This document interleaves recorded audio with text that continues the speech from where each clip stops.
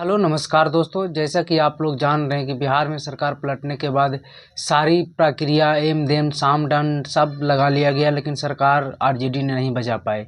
लेकिन एक बहुत बड़ी खबर निकल कर आ रही है कि क्या फिर से लालू यादव और नीतीश कुमार एक साथ हो जाएंगे और बीजेपी को बहुत बड़ा गच्चा देने वाले हैं। तो चलिए इस खबर के बारे में हम पूरा डिटेल से जानते हैं। दरअसल यह मामला शुरुआत हुई जब इस चर्चा की शुरुआत सबसे पहले हुई जब तेजस्वी यादव ने स्पीकर के चुनाव में नीतीश कुमार पर पूरी तरह से एग्रेसिव मोड में नहीं आए। हालांकि तेजस्वी यादव एग्रेसिव मोड के लिए जाने जाते हैं। जब पिछली बार साल 2017 में नीतीश कुमार पलटे थे तो उसमें तेजस्वी यादव ने नीतीश कुमार का नाम पलटू राम रखा था, लेकिन इस बार ने उन्होंने नीतीश कुमार को राजा दशरथ बता दिया और बोला जब भी आपको जरूरत पड़ेगी हम आपके साथ देंगे।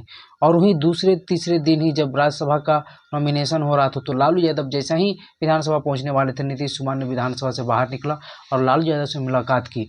और मुलाकात से ये बात चर्चा में आ गई कि क्या फिर से लालू और नीतीश मिलने वाले हैं। अगर बीजेपी ज़्यादा दबाव बनाएगी तो फिर लालू नीतीश एक साथ हो जाएंगे। और ये खबर की और ज़्यादा जब चर्चा होने लगी इस घटना के बाद से, जब लालू यादव ने सोनपुर पहुंचे घूमने के लिए, तब उनसे पूछा गया मीडिया वालों के द्वारा कि क्या नीतीश कुमार के लिए सभी दरवाजे बंद हैं, तो उन्होंने जवाब दिया कि दरवाजे बंद नहीं रहते हैं।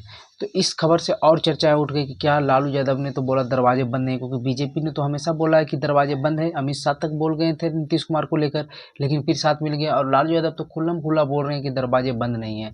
तो क्या फिर नीतीश और लालू की फिर से एक बार होने जा रही है और लालू यादव ने नीतीश कुमार को भेज दिया है सिर्फ मुखबिरी करने के लिए। तो हम आपको बता दें कि इसमें कोई बड़ी बात नहीं है, क्योंकि नीतीश कुमार की जिस प्रकार से रवैया है, उनका जिस प्रकार से राजनीतिक करियर अभी 30 सालों से देख रहे हैं, साल 1990 के बाद से, तो नीतीश कुमार ने बहुत बार पलटा पलटी कर दिया है।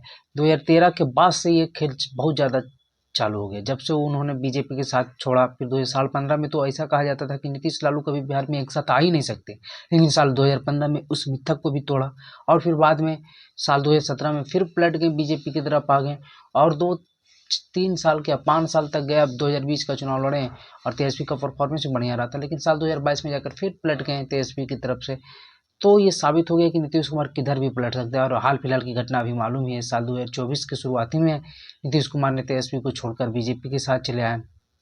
तो ये कोई नहीं कह सकता, नीतीश कुमार गारंटी ले सकता है कि आरजेडी की तरफ जाएंगे कि नहीं, लेकिन हम इस बात की गारंटी ले सकते हैं कि अभी ताज़ा हालात को देखते हुए खासकर लोकसभा के इलेक्शन तक तो नीतीश कुमार इधर से उधर नहीं होने वाले हैं। और जिस प्रकार से नीतीश कुमार पर दबाव है और नीतीश कुमार ने पलटी मारा है, तो इतना जल्दी कोई भी पलटी नहीं मार सकता। हाँ, लोकसभा इलेक्शन के बाद जिस प्रकार से बीजेपी एग्रेसिव मोड में आ सकती है, और बीजेपी के एग्रेसिव मोड को देखते हुए नीतीश कुमार भले ही इधर से उधर जा सकते हैं, बीजेपी पर दबाव बना सकते हैं, और नहीं तो फिर आरजेडी की तरफ भी जा सकते हैं। क्योंकि नीतीश कुमार किसी से अछूते नहीं हैं, वो बीच के रास्ता अपनाते हैं। वो आरजेडी का भी झंडा ले लेते हैं तो कभी बीजेपी का, तो इसलिए।